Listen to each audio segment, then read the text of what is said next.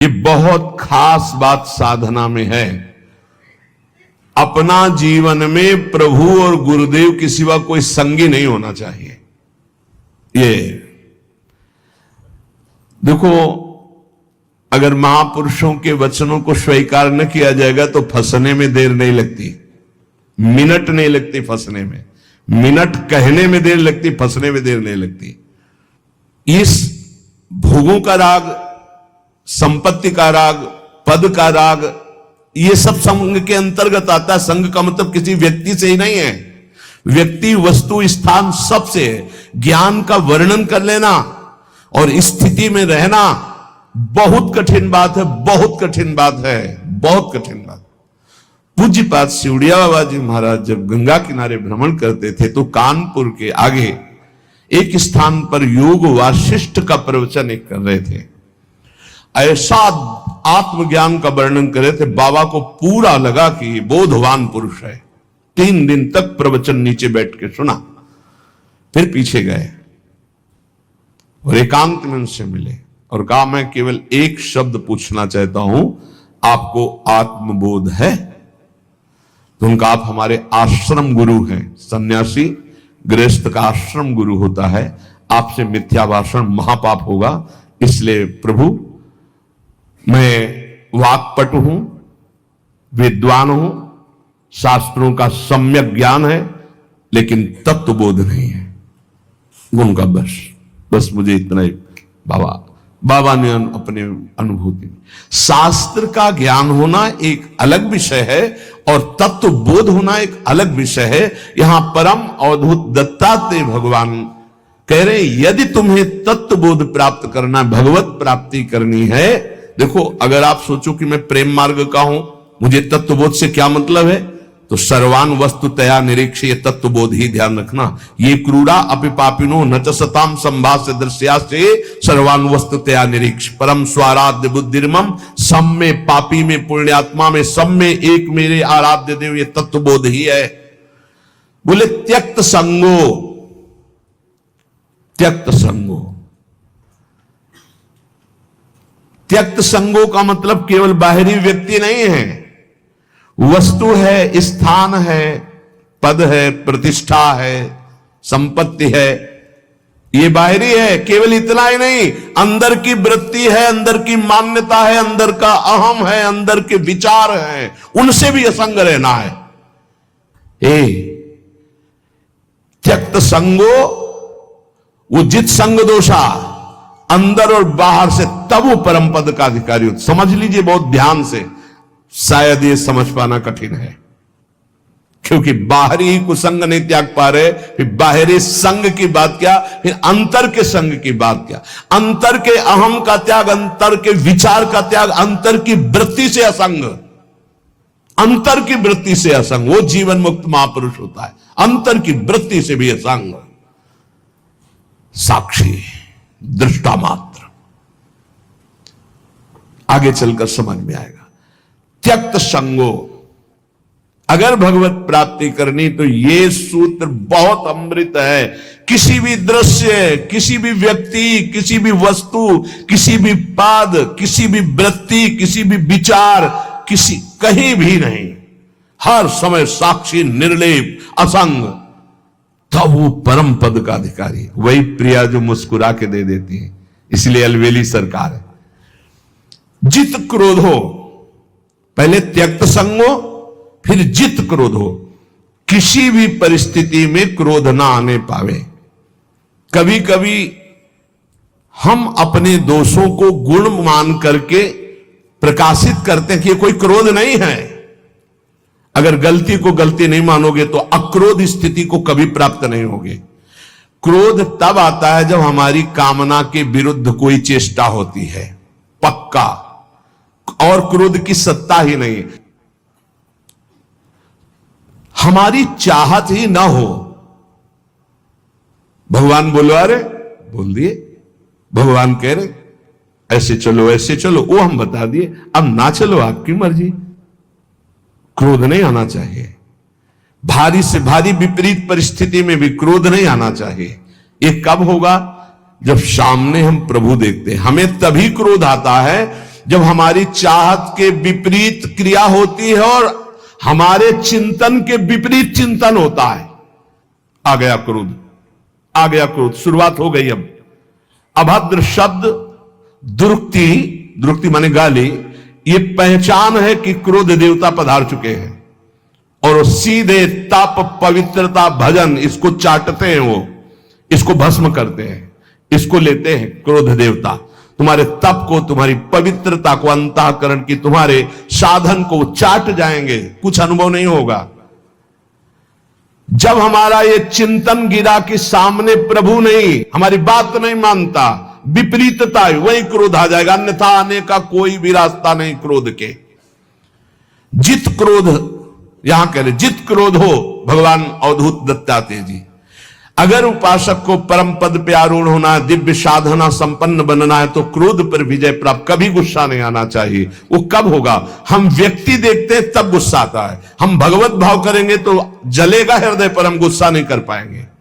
हम चाहत करते हैं तब गुस्सा आता है। अगर हम चाहत को भगवान की इच्छा में छोड़ देते हैं तो गुस्सा नहीं आएगा। जोई जोई प्यारो करे, सोई मोई भावे। बिहारी देव जी पीछे जब वाणी में आया था कि भूख से जो ज्यादा पेट भरता है उसका भजन तो हो ही नहीं सकता, पक्का यह अनुभव की बातें हैं।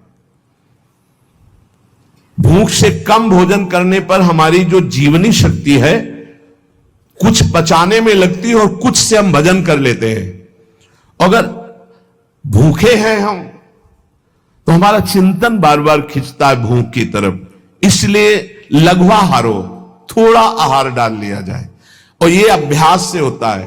एक एक कवल केवल आप कम कर लीजिए तो बहुत थोड़े आहार में आपकी दिनचर्या बहुत स्फूर्ति वाली हो जाएगी। आप ये भ्रम छोड़ दें कि हम जितना अधिक आहार करेंगे उतने अधिक शक्तिशाली बनेंगे, ऐसा नहीं है। विचार आपके, संकल्प आपका, ये आपकी सामर्थ्य होती है। शुद्ध संकल्प, ये हम सांसारिक भाषा में बोल रहे हैं। शुद्ध संकल्प, शुद्ध विचार, पवित्रता, जितेंद्रियता, लघुआहार, आप महान बलशाली हो जाएंगे, पक्का। देखो, संकल्प रहित होकर देखो, भगवद आश्रित होकर देखो, और अपार सामर्थ्य। शुद्ध संकल्प का कितना बड़ा चमत्कार है कि आप नहीं समझ पाएंगे, कि विश्वास ही नहीं कर पाएंगे। अगस्त जी ने संकल्प किया और ऐसे समुद्र को पी गए, पूरे समुद्र को। आप विश्वास नहीं कर पाएंगे कि समुद्र को पी गए अगस्त जी महाराज। महान तप निधि, संकल्प किया और पी गए समुद्र को। यह संकल्प की ताकत। भोजन से इस पांच भौतिक शरीर का पोषण होता है और धीरे धीरे हम शरीर से अपने को अलग करने के लिए साधना कर रहे हैं। तो लघुआहारो, थोड़ा आहार चाहिए। हमारा दिमाग क्या सिखाता है? बर्बाद काहे को करोगे? अब कितना रह गया? 2 लड्डू रह गए हैं, 1 कटोरी खीर है। वैसे तो नहीं है, पर बर्बाद नहीं होना चाहिए। अन्न है, ये बर्बाद, श्वास बर्बाद हो जानी चाहिए। अरे दूसरा कोई खा लेगा, कोई और जीव पा लेगा। आप थोड़ा भजन के लिए जगह बनाए रखो। अगर आपने परोसा लिया है तो किसी और जीव को पवा देना। सब अपने गुरु भाई ही हैं, हम एक ही प्रभु के बच्चा हैं। पोशाकें अलग अलग हैं। अरे किसी के श्वान की पोशाक है, किसी के सूकर की पोशाक है, किसी की कृमि की, लेकिन हम हैं सब एक ही भाई, परमात्मा अंश हैं, हम सब एक ही हैं। अंश वही है, पोशाकें अलग अलग है, वो पालेंगे। हम भजन के लिए उतने ही पुरुष हुआ है, उतने ही पावे जिससे भजन। ये आप बैठा लीजिए, खाते खाते मर जाओगे लेकिन खाने की आदत नहीं खत्म होगी। इसको संयम में लाओ। पहला कहा त्यक्त संगो, दूसरा कहा जित क्रोधो, तीसरा कहा लघुआहारो। यदि भगवत प्राप्ति करनी है, दिव्यता लानी है, भजन का चमत्कार अंदर प्रकट करना है कि काम क्रोध लोभ मोह मद मत्सर ये सब भस्म हो रहे हैं, तो लघुआहारो। आहार पाने के बाद फिर ऐसे तुरंत बैठ सकते हो, ऐसा आहार पाइए कि अगर आपको तुरंत बैठना पड़े तो आपको वजन न लगे कि पेट में वजन है। ये जितना आप चिकने पदार्थ, जितने आप स्वादिष्ट पदार्थ समझ रहे हैं, ये स्वाद नहीं है। वास्तविक स्वाद तो राधा नाम सुधा रसम रसी, तुम रोम रोम आपका झंकृत हो जाएगा जिस दिन राधा नाम। बोले हमें तो स्वाद नहीं मिलता, तो जिसका पित्त बढ़ जाता मिश्री कड़वी लगती है, अगर अनुपान से दवा रूप में वही लिया जाए तो जब पित्त नष्ट होगा तो मिश्री मीठी लगने लगे। तो राधा नाम सुधा अमृत है, ये अमृत रस है।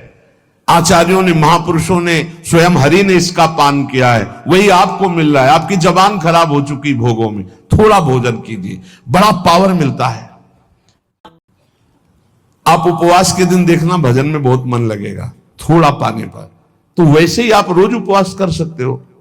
1 रोटी पाओ, 2 रोटी पाओ, थोड़ी दाल ले ली, थोड़ी सब्जी ले ली, जितने से ऐसे थोड़ा लगा बस। इतना दिमाग विचित्र है कि हर बार फंसाता है यही कि बर्बाद नहीं होना चाहिए, ये जाना चाहिए, अंदर जाना चाहिए।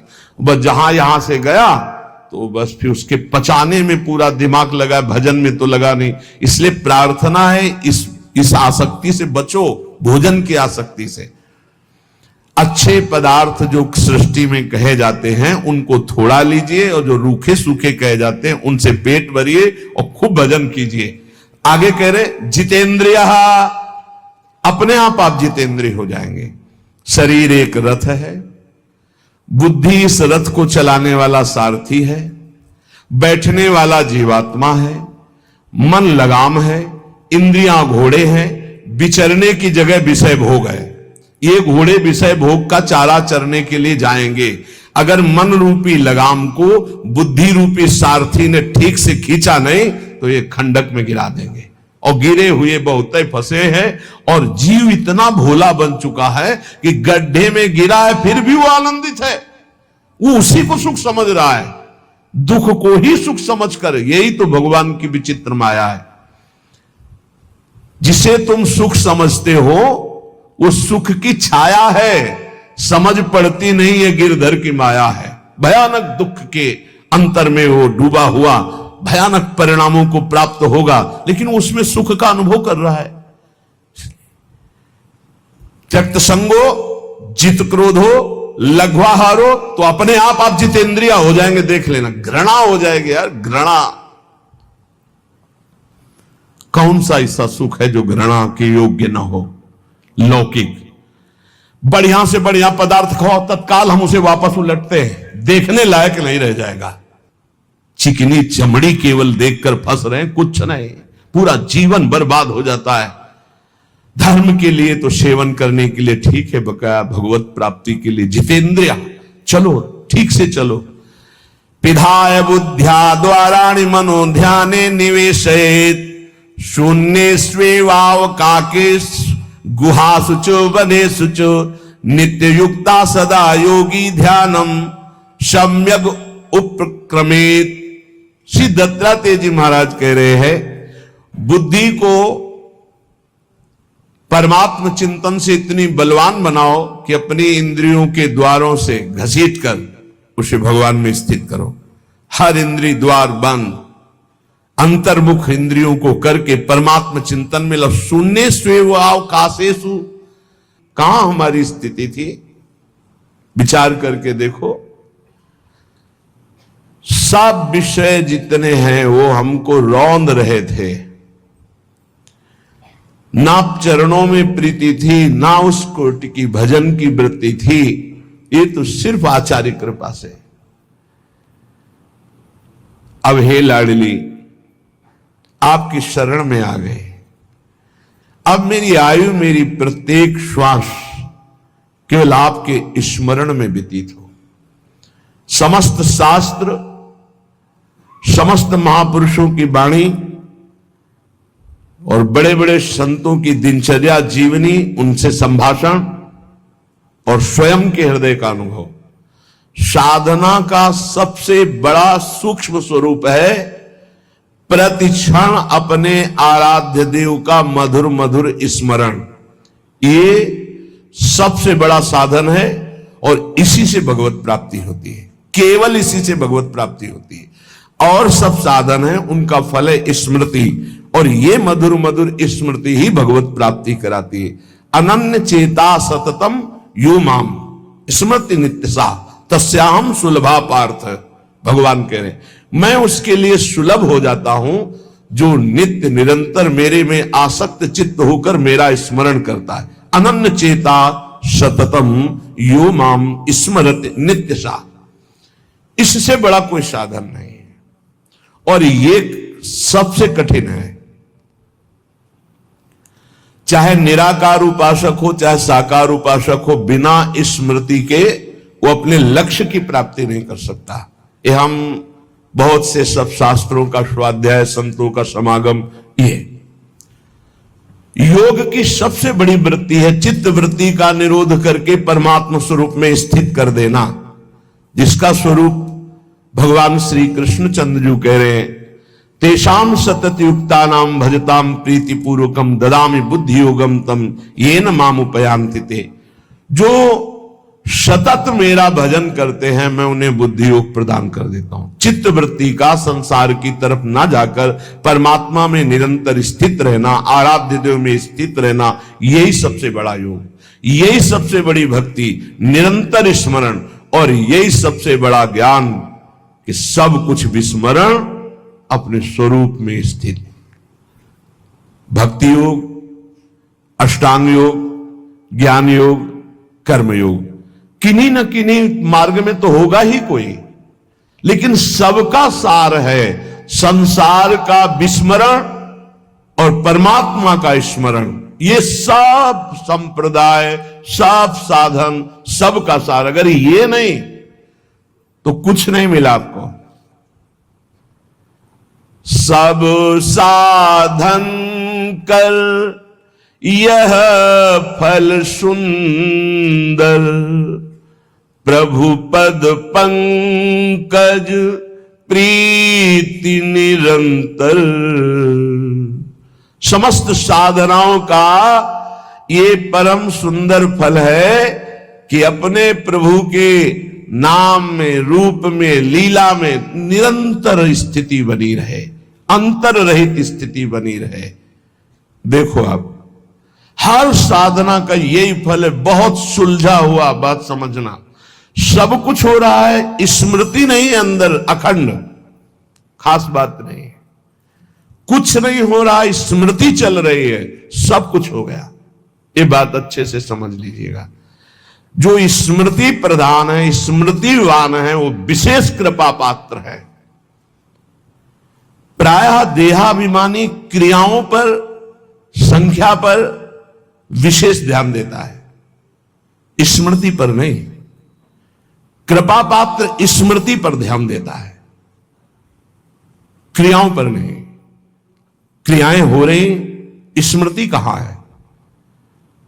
देहाभिमानी क्रियाओं पर ध्यान, मैंने ये किया, मैं ये करूंगा, मैं ये कर सकता हूं, वो प्रगट क्रियाओं पर ध्यान देता है। जो कृपा पात्र होता है वो आंतरिक स्मृति पे, बाहर जो बन रहा है बहुत एकाग्रता पूर्वक बनेगा, क्योंकि वो एकाग्र है, स्मृतिवान है। स्मृतिवान ही ज्ञानी है, स्मृतिवान ही योगी है, स्मृतिवान ही वैरागी है, स्मृतिवान ही प्रेमी है, भक्त है। जो को स्मृति शून्य, कोई खास बात नहीं, कितनी भी बड़ी तपस्या हो, खास बात। ज्ञानी आत्मरति, भक्त इष्टरति, योगी स्वरूप में स्थित समाधिस्थ, उठते बैठते चलते फिरते। अगर यह समाधि नहीं प्राप्त है तो संप्रज्ञात समाधि, जो संकल्पित समाधि, उसका कोई महत्व तो नहीं। 8 घंटे समाधि, फिर बहिर्मुख बहिर्दशा में उठते बैठते चलते फिरते असंप्रज्ञात विचक्षणा समाधि, संकल्प रहित निरंतर परमात्म स्वरूप में स्थित, ये स्मृतिवान। हर उपासक स्मृति पर जोर दे। कोई इसमें मेहनत की बात नहीं है, इसमें महत्व की बात है। यदि आप देह का महत्व रखते हैं तो भोगों की स्मृति स्वाभाविक होती है। यदि आप प्रभु का महत्व रखते हैं भगवत स्मृति स्वाभाविक होने लगेगी। स्वाभाविक, जैसे हम विषयों की स्मृति करते नहीं, वो बसी हुई माला चल रहा है, स्मृति भोगों की हो रही, आरती पूजा क्रियाएं भागवतिक हो रही, स्मृति पदार्थों की भोगों की हो रही, नाना प्रकार का भोगाकर्षण का स्मरण हो रहा है, उसे स्मृति कहते हैं जो अंदर अंदर होती है। स्मृतिवान ही महान पुरुष हो सकता है, स्मृतिवान ही दिव्यता को प्राप्त होता है, इसलिए स्मृति को पकड़ो। श्रीपाद प्रबोधानंद जी महाराज, आप जिस वृंदावन में विराजमान है, प्रकत्यंतम तीर्थवा प्रविश वितते ब्रह्म महर्षि स्फुरत पश्यानैकांतिक कलित वैकुंठ भवनम तदद्युच्चान्युच्चान्यनुसर सुधा मन्यांत महोज्वले वृंदारण्ये भ्रम यदि किमप्यत्र मिलति। महाउज्ज्वल परम धाम वृंदावन जिनको मिल गया, अब क्या मिलना बाकी रह जाएगा। बहुत बड़ी ये प्रेम सिद्ध भूमि है, यहां वास मात्र करने से भगवत प्राप्ति है। संपूर्ण प्रकृति, स्थूल सूक्ष्म कारण, इसका जो उल्लंघन कर जाते हैं वो ब्रह्म ज्योति में प्रवेश करते हैं। त्रिगुणात्मिका माया पर जो विजय प्राप्त करते हैं वो ब्रह्म तेज में लीन होते हैं। उससे भी परे जो एकांतिक भगवत प्रीति संपन्न है, उनका वैकुंठ में प्रवेश होता है। उससे भी उच्चतर और भगवान की विभिन्न लीला धाम है, उससे भी उच्चतर ये महाप्रेम रस समुद्र वृंदावन धाम है। ये सर्वोपरि उज्जवल प्रेम रस प्रदान करने वाला। यदि तुम्हें वृंदावन मिल गया तो अब कुछ भी मिलना बाकी नहीं रह जाएगा। इसलिए वंदे वृंदावनगत महम भक्ति भारावनम्रो धन्याग्रण्यम क्रमिमपि न चान्यत्र संस्थांतरणाय। मैं वृंदावन की कृपा से वृंदावन की महिमा को जितना जान रहा हूं, श्रीपाद कह रहे हैं यहां के किसी भी जीव का अपमान मत करना।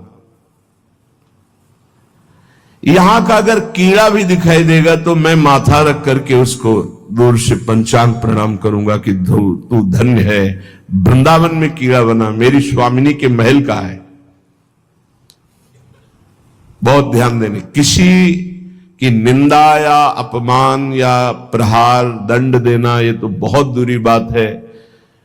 यहां छोटे से छोटे जिसे तुम निम्न कोटि का जीव समझ रहे हो, बड़ा भारी परमहंस महात्मा बना हुआ है। वंदे वृंदावन गतमम भक्ति भारावनम्रो धन्याग्रण्यम क्रमिमपि। यहां वृंदावन के क्रमी को मैं प्रेम भाव से झुककर मस्तक रखकर प्रणाम करता हूं, क्योंकि प्रियाजू के महल का है।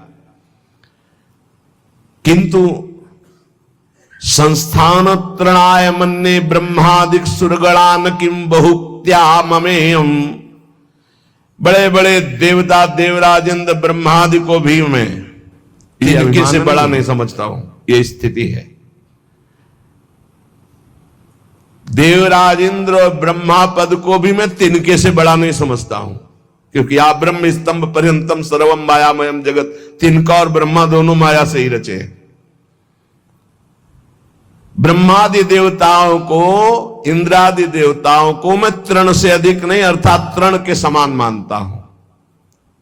स्वामी श्री हरिदास जी के लिए भी आया है, सुरपति नरपति लोकपति जिनके भावे घास घास रहे परम आनंद में तज सभी की आस। पर वृंदावन के मैं कीड़े को भी मस्तक रखकर जमीन पे प्रणाम करता हूं। बाहर के भी देवराज इंद्र या ब्रह्मा पद को मैं तिनके के समान समझता हूं। ऐसा आया है रसिकों के लिए कि 7 गांठ कौपीन में इंद्र बापुरो कौन। बेचारा इंद्र, उनके सामने क्या, किनके सामने? बोले जिनकी लंगोटी भी 7 जगह से सिली हुई या गांठ लगी हुई है, सही लंगोटी भी नहीं है, पर प्रिया प्रीतम के अनुराग में तो बोले इंद्र बापुरो कौन। बेचारा इंद्र क्या है उनके सामने। ये पक्की बात है। जो अपने आराध्य देव की प्रीति को प्राप्त हो गया है उसके सामने कुछ नहीं है, कोई पद नहीं। जब भक्ति का रंग चढ़ता है तो न पारमेष्ठम न महेंद्र धिष्णम कह देना बहुत सरल बात है। श्लोक याद करके बोलना या उसका अर्थ बता देना बहुत सरल बात है। और हम कह रहे हैं न पारमेष्ठम न महेंद्र धिष्णम न सार्वभौमम न रसाधिपत्यम न योग सिद्धिर अपनर्भवम वा, नहीं चाहिए। और एक छोटा सा विषय, एक छोटी सी भोग सामग्री विचलित करके नीचे गिरा देती है, तो वो केवल दम्भ हुआ बोलना।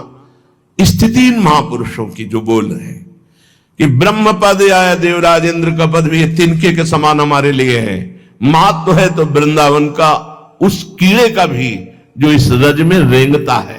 क्रमी प्रौढ़िर गाढ़ा न खलु परितो भाति कृष्णोपि पूर्णा। मेरी बात को चतुरता पूर्वक मत समझना कि मैं वाक चातुरी से बोल रहा हूं। पक्की बात समझना कि यदि वृंदावन के बाहर श्री कृष्ण भी खड़े हो तो मैं उनको देखने के लिए आंख नहीं उठाऊंगा। जैसा श्रीपाद कह रहे हैं ऐसे श्री भट्ट देवाचार्य जी भी कह रहे हैं। विपिन राज सीमा के बाहर हरिहु को न निहार रे मन वृंदा विपिन।